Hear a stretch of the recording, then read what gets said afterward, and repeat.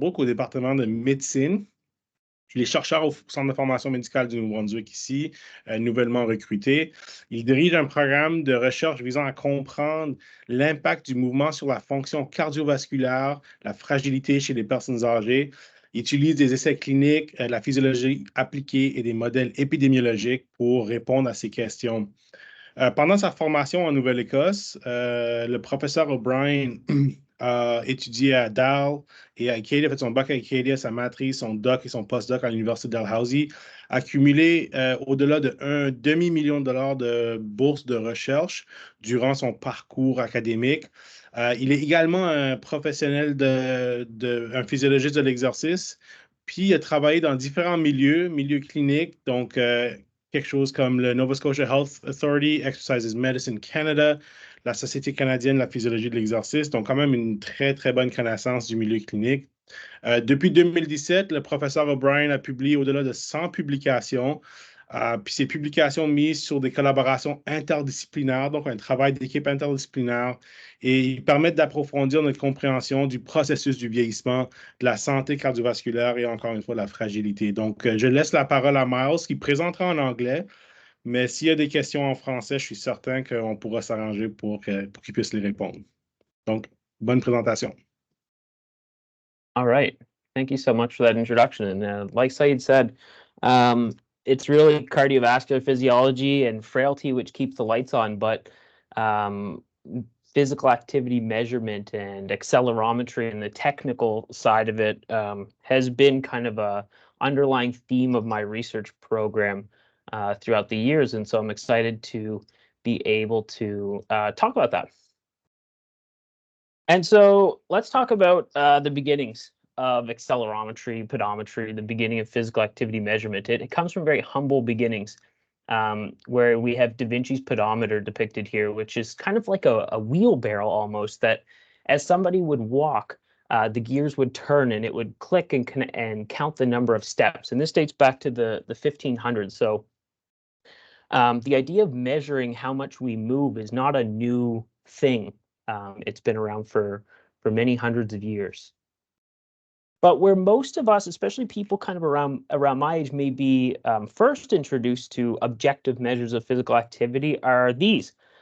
This initiative put on by Canada on the Move, which was a government and Kellogg's combined initiative that focused on delivering pedometers and cereal boxes. And I imagine that if you're familiar with these, you know the first thing you would do is you'd open up the cereal box and you'd start shaking the pedometer, and it would count steps. And so this initiative did both good and bad. Good in the sense of it focused on how can we promote physical activity and measuring activity to the general population and delivering many of these pieces of hardware.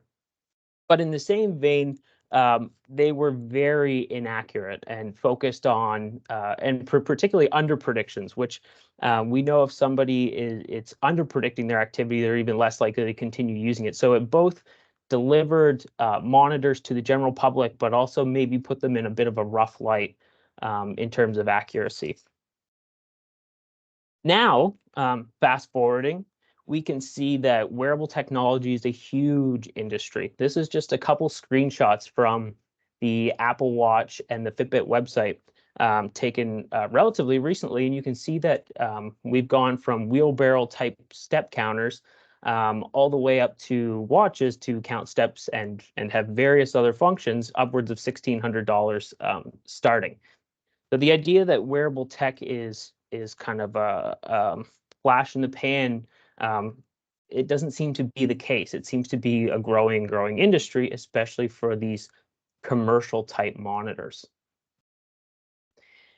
And so part of my interest and part of my research program is to use these types of monitors. And so here we have two of the most common monitors, the Actigraph on the left in the red devices, and then the Active PAL on the right.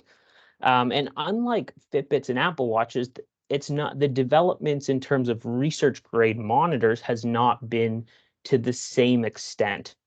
Certainly their price points have increased, and there has been updated models and updates to softwares, but not at the same rapid pace of a commercial monitors or the $83 billion a year industry of commercial monitoring.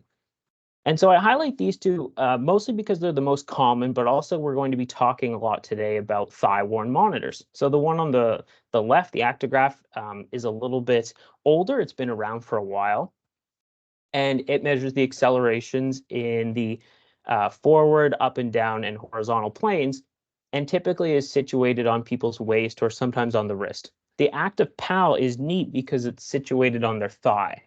And so the reason why that's interesting is because sedentary time, or time spent sitting or lying, can be properly detected with the Active PAL by knowing the orientation of the thigh.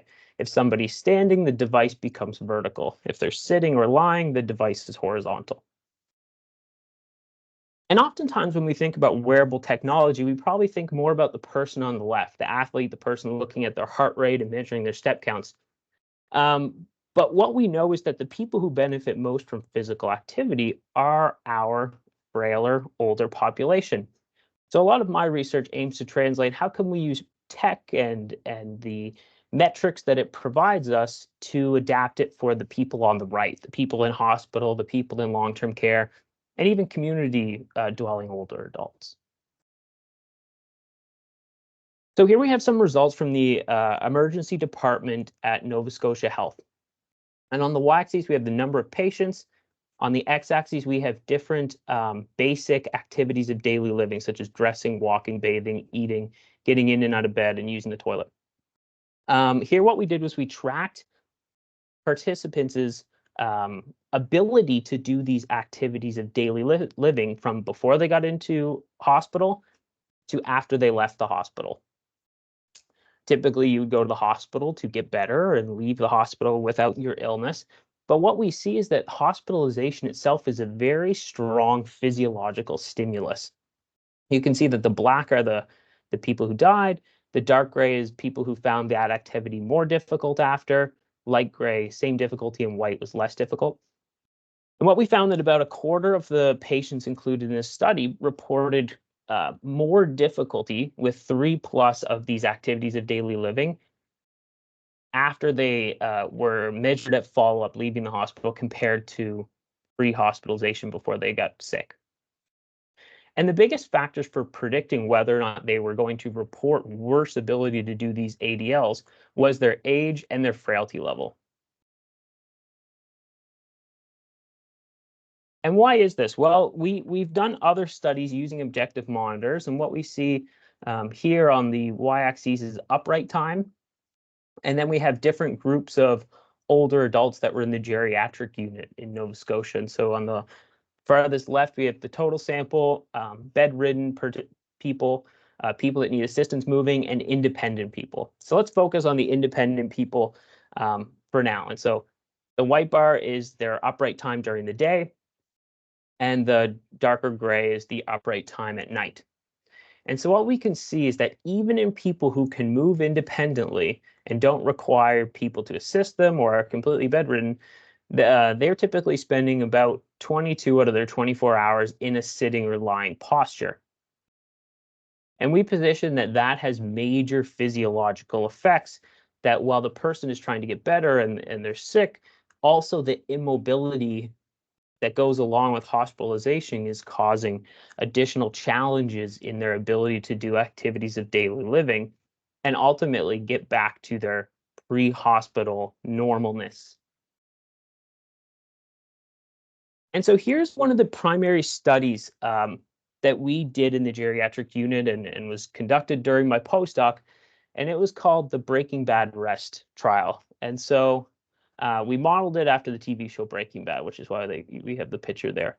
But essentially, people, when they got admitted to the geriatric assessment unit, they would have their frailty measured, and they would be equipped with a stepwatch, which you can see on the top right there around their ankle, and an active PAL on their thigh. And the stepwatch is to provide us with step counts. Since it's close to the foot, it was really good for picking up steps in these people that had low stride lengths. And then the active PAL on the thigh was positioned there to get at sedentary time versus upright time. And so in the geriatric assessment unit, people stayed there for on average 20 days, and we finished enrollment where 25 people had their usual care that they normally get at the geriatric assessment unit, and then 25 people were visited by an exercise professional once in the morning to set a step goal on the whiteboard that's positioned there, and then come back in the afternoon again and check progress for that goal. And so while we don't have the data analysis complete, what I can tell you is that on average for the intervention, their frailty index decreased from 0.38 to 0.30. And frailty index is a number of health deficits, a ratio of the number of deficits measured divided by the number of deficits measured. So a frailty index of 0.4 would indicate that 40% of the questions asked, they had that problem. So we tend to see a pretty big change from before to after. And here's kind of an example of a mock participant that we had during our piloting of the program that I like to show data for. Initially, they came into the hospital, and we have days in the hospital on the X and daily step count on the Y. And we can see that their day 1 in the hospital was pretty standard, pretty similar to most older adults in this unit, where it's around 1,000 steps a day. As a part of this trial and an experience, people get between about 50 steps a day and 1,000 steps a day on average. Then the intervention starts, and we can see this nice graded increase in step count that came a part of the goal. And while there may be some dips, at day 6 where they go back down to 5,000 steps a day, 5,000 steps per day in hospital is still quite large. But then they go right back up to, close to 8,000, 8,500 steps a day. So and anyone that's been in a hospital knows that they're not particularly large. So this is kind of just really encouraging data that shows us that at least this intervention worked well for this particular person. And we hope to finish the analyses over the next year. All right, so let's take a closer look at sedentary time. So this is the definition for sedentary time put out by the Sedentary Behavior Research Network. And so it kind of focuses on 3 things. One, that it must be waking, that it must be a low energy expenditure, with 1 MET being the energy you would expend during complete rest. And that it must be in a specific posture, sitting, reclining, or lying. And so before we get into too much of this, I just want to highlight some caveats that the behavior of sedentariness may matter. The differences between reading versus watching TV may have physiological implications, but objectively it's hard to measure. There are ways of people have attached GoPros to people and have looked at when does the monitor say it's sedentary and what behavior are they doing, but it hasn't really branched into the field. METs are often not considered in the free living aspect of monitoring because there is not an easy way of measuring whether or not somebody is expending lots of energy in a specific posture. So without kind of calorimetry or some sort of measure of intensity. And then we've had plenty and probably too many discussions on what exactly is reclining. At what point does sitting become reclining and then reclining become lying? So often we've kind of differentiated the two into sitting and lying and kind of ignore reclining until there's a more clear definition on what specific threshold constitutes reclining. And so ultimately, over the last 2 years or so, we've really focused on answering this problem. Does the specific posture matter? Or is it one of those things that the phrase "can't see the forest for the trees"? Does it really matter? If they're sedentary, they're sedentary. The specific posture does not matter that much. And most of our motivation for this comes from feedback we get during our clinical trials, such as feedback from nurses asking if they should mobilize patients to a seated position, get them out of the bed into a chair. If they're in bed, does it matter if they're laying down versus sitting in bed versus sitting in a chair? We know that too much time laying is bad for us. There's numerous microgravity studies where they pay people to lay in these head down tilt positions and not move and stay completely immobile for weeks on end and sometimes longer. And those strict bed rest models clearly show major musculoskeletal and cardiovascular problems. We see problems with blood pressure management. We see atrophy of major muscle groups, particularly the lower limbs, as depicted in the figure here.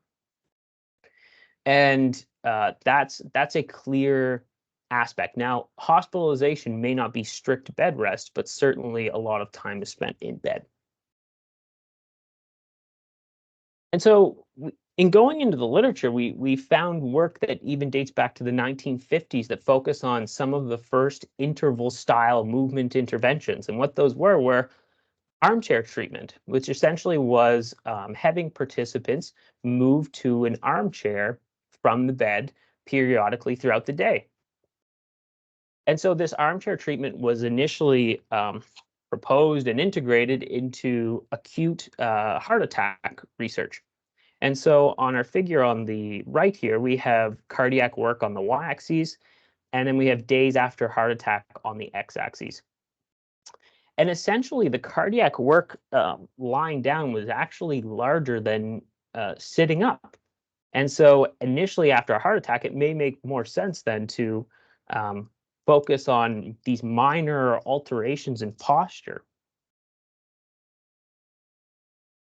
And certainly there's been changes in publications and how we present data, but in in this interesting article, when they were able to put pictures of the patients and the nurses directly who were involved in the study in the paper, here you can see a neat quote from it. If the patient can sit up in a comfortable chair almost immediately after the onset of his acute attack, he faces the future with greater confidence, and the primary purpose of treatment rest for a diseased heart is accomplished more effectively. So this idea of looking at postures, even though we're getting questions now in 2022 to 2024 of what's the best kind of positions people are in, there's evidence dating back from the 1950s that supports that perhaps sitting may actually be better than lying. And this is very interesting coming from more of a kinesiology background where our focus is on exercise and focusing on getting people moving. And as somebody who's worked with patients, there are certain challenges to getting people exercising in hospital. And I want to emphasize here that I'm not saying exercise is that we shouldn't be focusing on it, but rather that maybe these easy to do little tweaks in posture may be particularly effective, especially for those who have challenges exercising and who are in bed 20 plus hours of the day. So the question is, are you sitting down? Let's try and focus. A lot of this work is focused on in-hospital, tightly regulated models where people aren't leaving. We've been really focused in what people do outside of the lab, free living postures. And so as any good physiologist starts, they start with animal models. And so here's a picture, a detailed picture of essentially the premise of what the accelerometers are doing. You're attaching multiple accelerometers, and in this case to a sheep to focus on what the sheep's activity. We didn't do this study, but this illustrates my point, hopefully.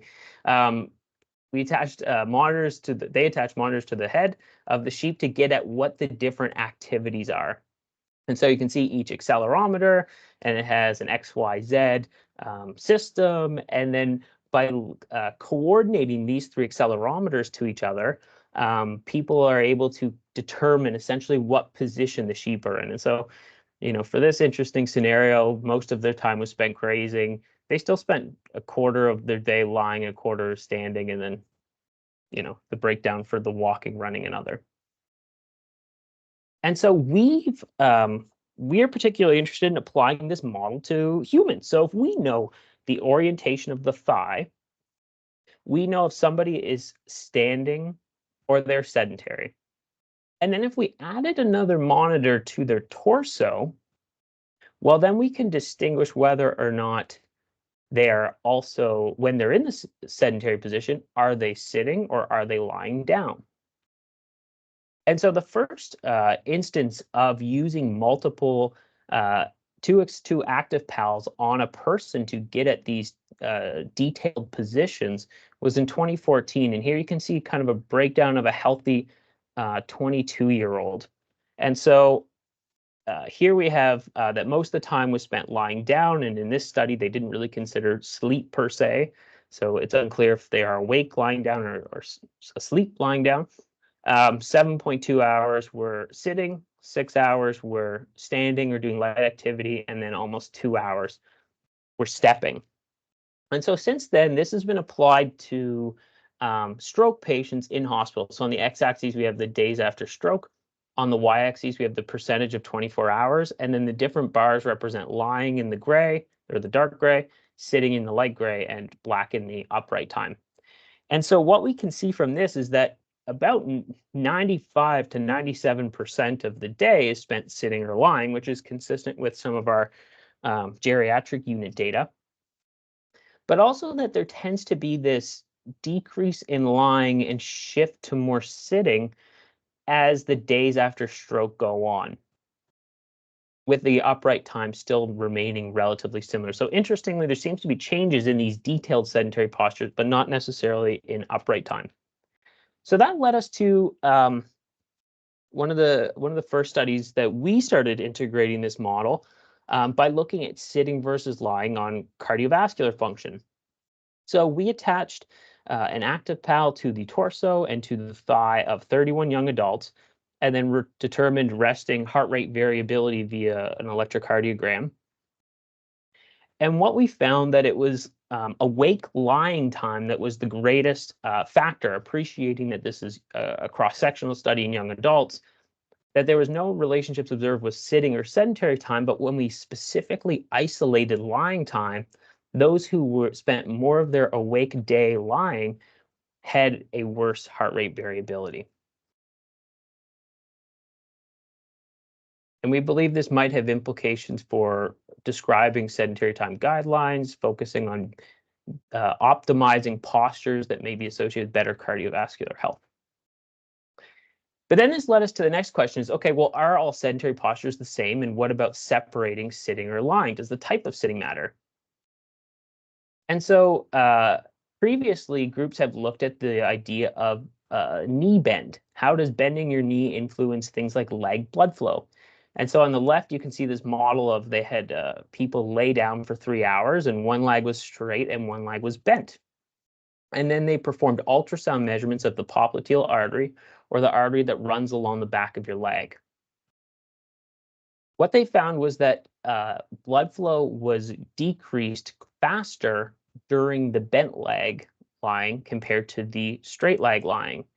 And that ultimately the 3 hours of being in this position, or this prolonged sedentary position, caused a decrease in a measure of artery health, flow mediated dilation in the bent leg, but not necessarily the straight leg, suggesting that maybe the type of sitting may actually matter too, and that knee angle may have a factor in all of this.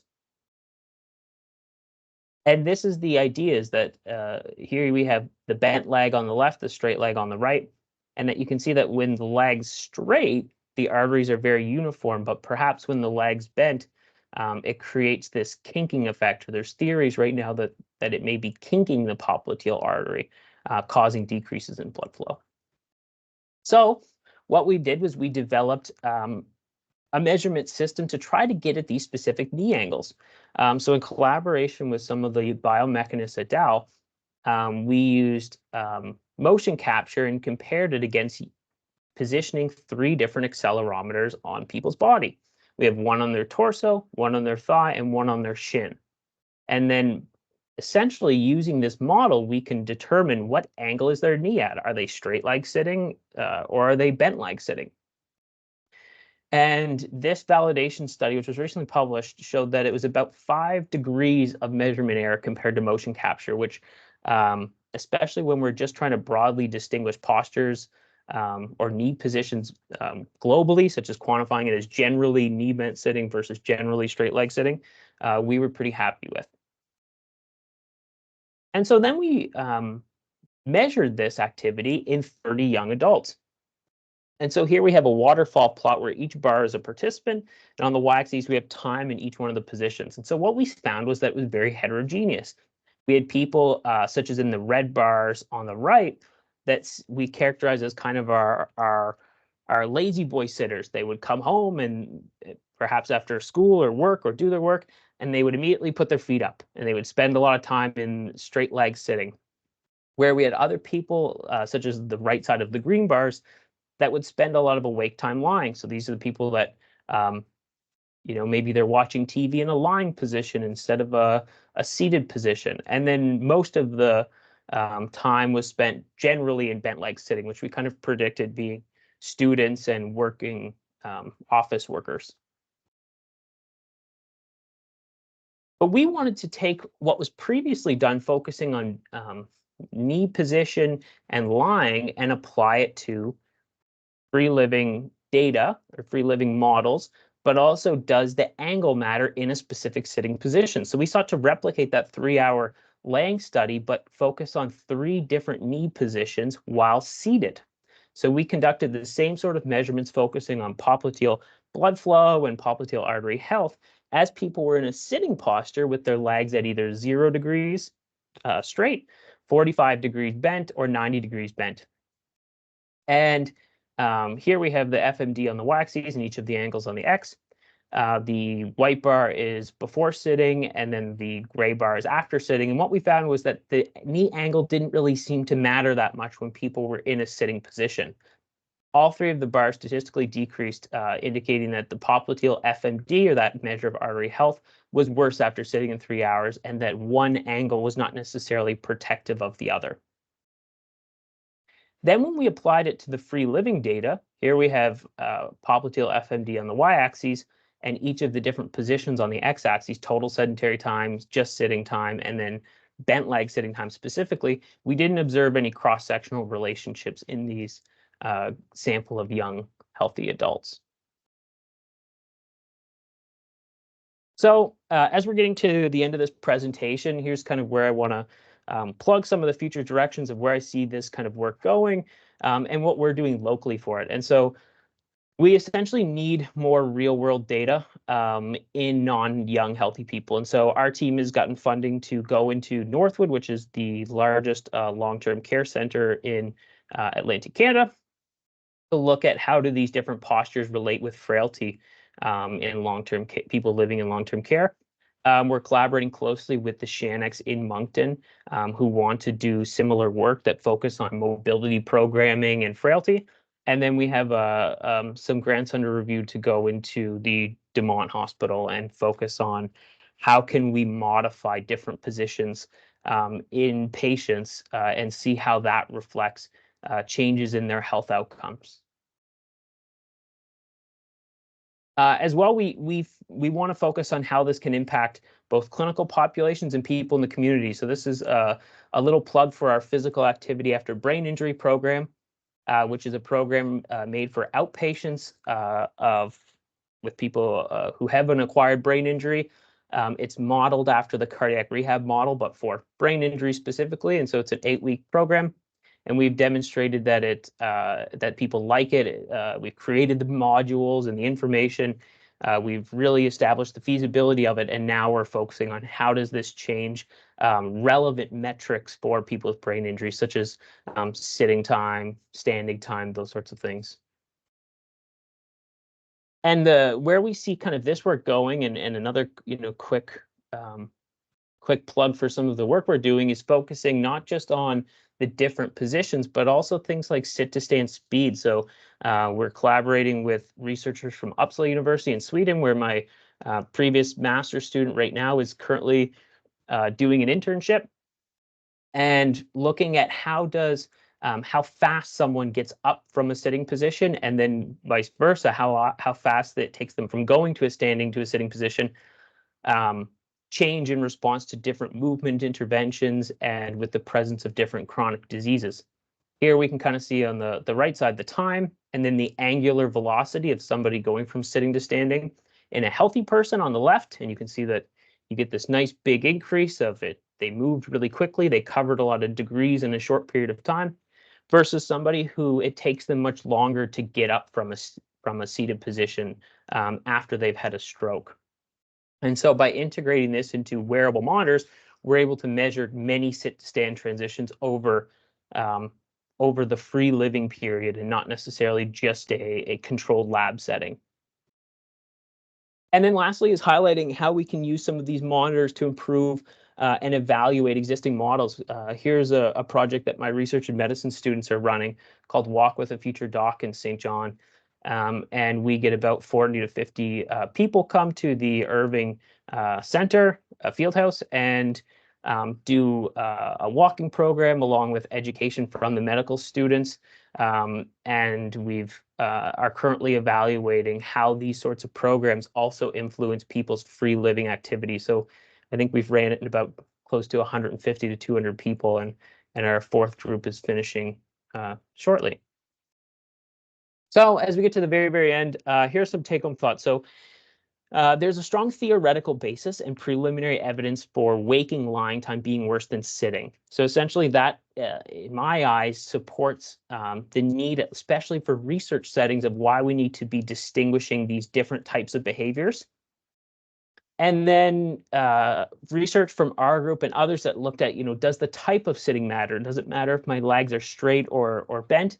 At least evidence in healthy people indicates that it doesn't really matter that much. It may be different for people with, conditions such as peripheral artery disease or whatnot, but at least in generally healthy people, the additional determining factor of knee position and knee angle isn't a major thing.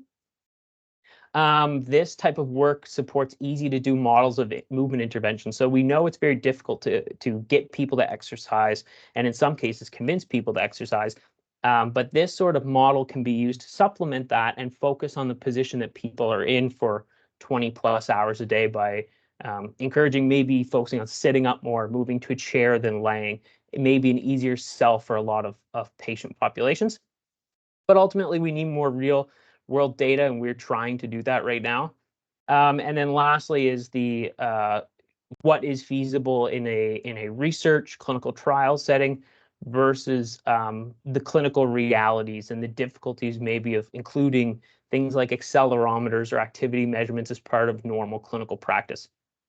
And so the final take-home message is that obviously high amounts of exercise and accumulating lots of steps are good. We know that. But we think that postural adjustments may be a useful supplementary activity, and especially for those who have unique movement challenges. And so thank you for listening to my talk. I think I'm on time. And if you'd like to learn more, or you have other questions about our work, or you're interested in some of the things we do, my email's there. Thank you. Thank you, Myles, for that great informative presentation. At the moment, on va ouvrir pour des questions. Si vous avez des questions, c'est le moment de le faire.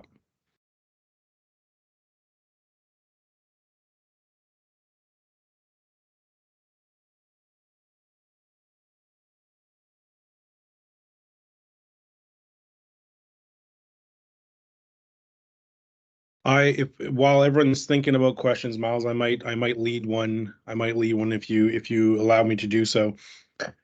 There's a challenge here where you're saying that if we're laying down, we're increasing cardiac, stress or venous return, obviously, which leads to higher cardiac work. And if you're standing up, well, then you're increasing pooling. And so what's kind of the middle ground here, right? Like, I know you show that there's a transition, but is it kind of more of a dynamic model where it's not really one position or one kind of way throughout the whole day, but maybe it's just a multiple various different, sitting, standing, walking positions that could be useful?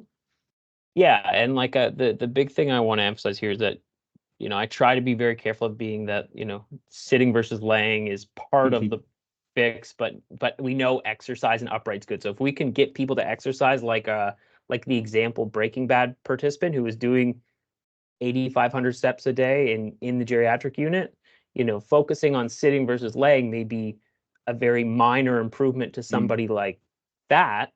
But the people who who don't want to exercise or tell you very frankly that I'm not doing that, they may be more receptive to something like let's maybe eat the meals in the chair instead of in the bed, or let's put the table up to the side of bed and spend more time sitting on the side of the bed instead of laying down. Or so yeah, 100% that it's part of the equation, but it's not a fix-all.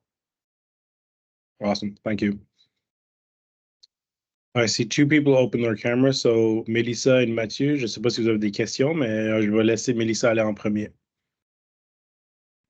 Hi. I guess I'm wondering, are you doing a clinical trial on this, or are you planning on doing a clinical trial? Yeah, so we've done the clinical trial with the Breaking Bad study, and now we're hoping to do a clinical trial now. We're hoping to start it, yeah. Okay. Would you be interested in doing that at Georges Dumont? Absolutely. Okay, I'll be in touch then. Excellent, yeah. Mathieu? Interesting talk, Myles. Really, really informative. I learned a lot. Didn't know all this work that you're doing, so I appreciated that. For your future studies, I was wondering if you're looking into different categories of participants. If your patients have known conditions. Do you anticipate that results will be different with different comorbidities and all? So I'm just curious to hear. I'm sure you have hypotheses related to, the vascular conditions and all of that, and how it may play out in the sort of outcomes you're interested in. Yeah, absolutely. And so frailty, by measurement, is the number of health problems somebody has. So I see something like this being particularly useful for the people who are more frail. Things like, one of the reasons why we may not have seen anything for the young, healthy adults is that it doesn't really matter for them. They don't have those problems.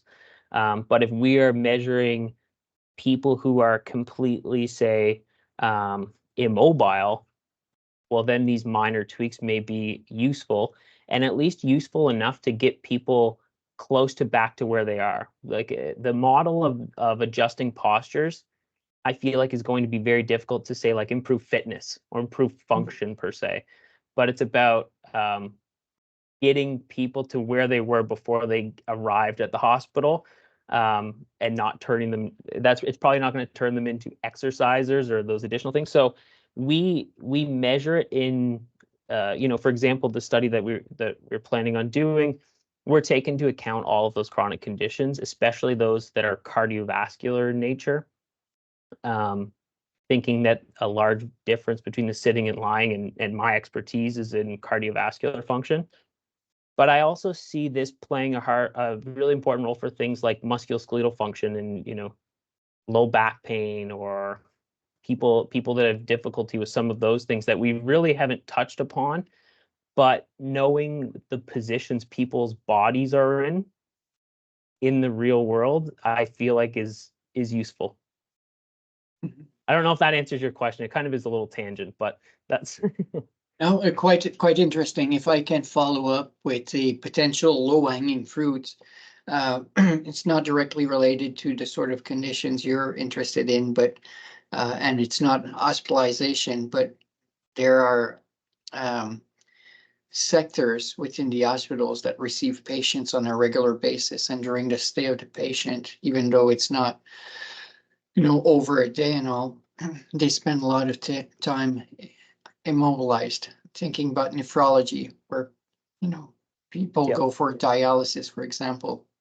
There's been several pilot studies all over where they've put people and those patients on ergometers during their dialysis, and just wondering, like with the type of work that you're doing, if that could be a population of interest, what sort of outcomes would you be looking at in a group like that? And are there other like low hanging fruits that you could tap in maybe quickly to apply the type of research you're doing?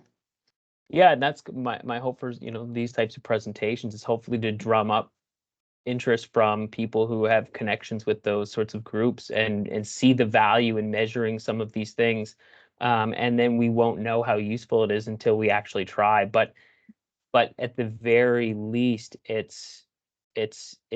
feel like it's very logical for people that if we just make these easy to do movement things that are not typically difficult for patients to do, but may actually yield benefits, especially, for things like intra-dialysis exercise. We just published a review that showed that if you exercise during dialysis, that decreases their pulse wave velocity, which is a measure of arterial stiffness. And so if we're able to modify the postures as well, maybe that has even more efficacy, and maybe more adaptable. So that's my hope is now that we've done the validation work this year, we've developed the software, we're very open to sharing software and open science and those sort of activities, that really this is the next step for sedentary research. It was questionnaires initially, then it was waist-worn monitors, then it's thigh-worn monitors, and I see this as a next logical step in that field. Excellent. Thank you, Myles. Thanks, Myles. Régis, tu as ouvert ta caméra. Est-ce que tu avais une question? Yeah, merci. Thank you, Myles, for this good presentation. So in my lectures, I found that they promote a lot to have compositional data analysis. So I'm more interested in physical activity. So they want to have it for 24 hours, and they said that generally this improve the findings. So this gives them more reliability. So do you think this is something that can be applied also on those people without movement, or do you think it's something that you can apply in your researches?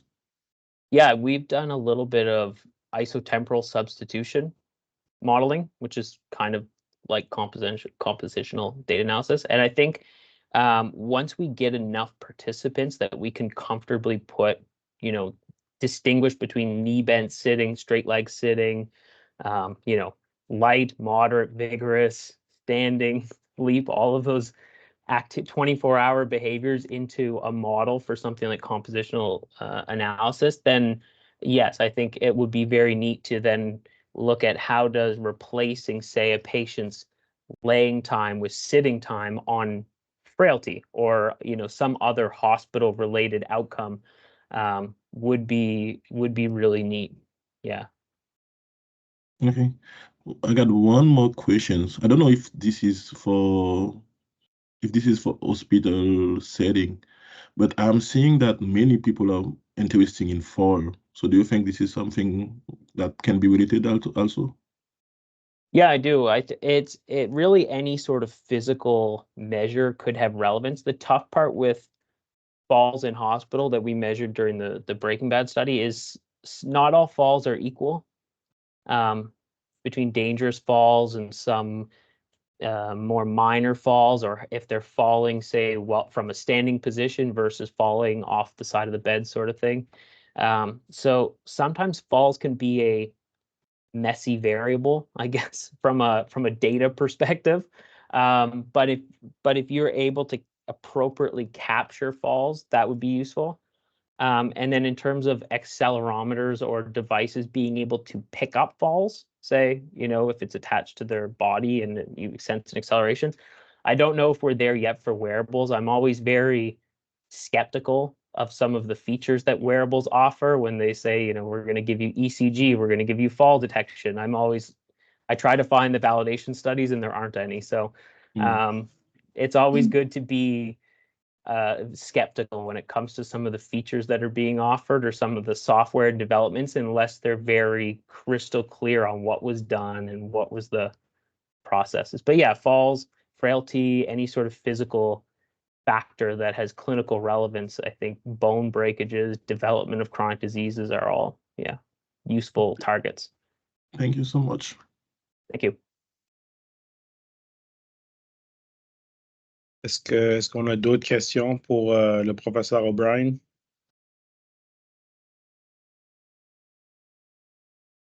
Gone once, gone twice. Well, okay. Excellent, Myles. Thank you very much again for your very interesting talk. I think it stimulated a lot of interest, around, with the people watching it, and obviously us here knowing what you do. But this kind of brings another aspect to it, so it's very interesting. So, thanks again for that.